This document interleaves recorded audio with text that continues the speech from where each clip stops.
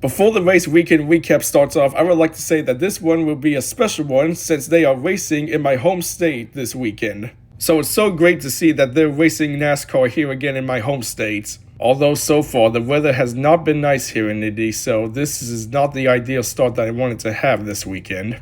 And because of that, I will be leading the field to the green flag tonight at IRP for the Thor Sport 200. It's about to be Heim time again at Indy. Yeah, I also didn't have Cody Heim starting up on front for this race weekend either. Yeah, that kid does nothing but just steal the Truck Series spotlight from the other drivers. And if he does end up winning again, I'm probably gonna lose it again. It's time to go late night truck racing here at IRP. Stage 1 is complete and I will win it. I ended up losing a tire during a pit stop as I was leaving my pit stall. Just ended up slamming into the wall, and I shall sweep the stages.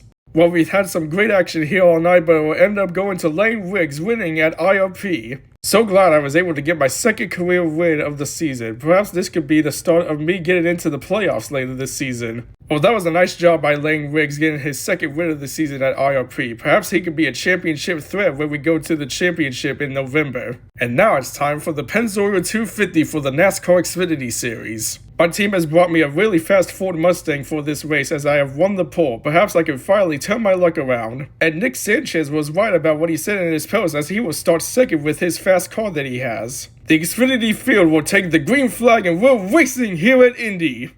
Just simply got loose coming off of turn 2. I'll win the first stage. There was lots of green flag racing in the second stage as I will take the stage victory in that second stage. Same thing that happened with Harrison Burton. We did have to slow down the race just a little bit because of the weather in the area a couple times, but we should be good to go now as all of it has passed. Wow, just wow. I cannot believe that Austin Hill just intentionally right wheel hooked me into the wall in a spot where there's no safety barriers just because I just made a little bit of contact with him. What is this dude's problem? That was really uncalled for. I hope he gets suspended. Freak NASCAR, they can go kick themselves for that, giving me a 5-lap penalty for rough driving. I didn't even try to intentionally wreck Eric Almirola. I was trying to get my car under control. Boo this man! Boo, you stink! But after all the weather delays and all the late race drama, I shall become the ultimate victor of the Pennzoil 250 here at the Brickyard and get JOM their 100th victory. Yes! He got it! Yes!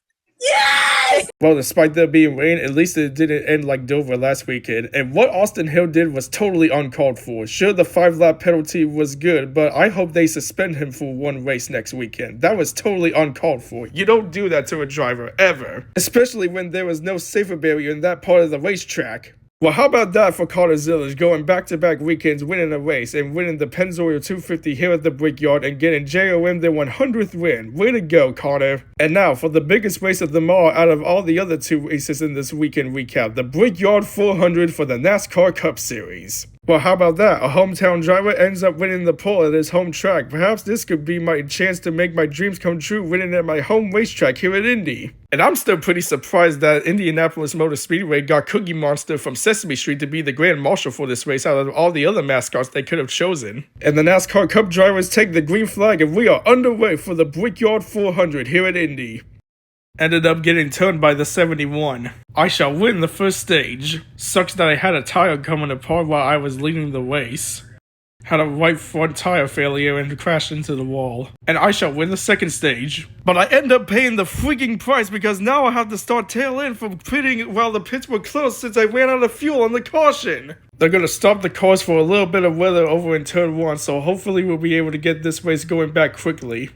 Well, so much for having the lucky dog car. Well, what do you know? I will end up winning the Brickyard 400 here at Indianapolis. I don't care what you haters think, I deserve this. Dang it, I was hoping that Ty Gibbs would have a failure so that way I could have won the tournament bracket. Grandpa, I've won the $1 million in the tournament bracket. Correction, I've won the $1 million, you just won the tournament bracket. Wait, what? Yeah, whoever's driver won the tournament bracket ends up getting the prize money, so I'm the one who's rich. Oh, come on, that's not fair. I haven't won a cup race yet, and I deserve to have this prize money since I at least won something. Well, too bad. You're not getting the prize money, and I'm not gonna use it to make your car better. Since you still want to be a little crybaby brat, you're still gonna have to work by yourself to get your own first win. Oh, freak you, Grandpa! Well, certainly a lot of drama there going on with the tournament bracket now that it's finished, and congrats to Bubba Wallace on winning the Brickyard 400 and getting his third win. Well, with that being said, we're now heading to Iowa, and this was the last race for TNT's broadcasting for this season, as it will switch over to USA/NBC for the remainder of the season. So looking forward to having the Cup Series and Xfinity Series race again at Iowa Speedway next weekend.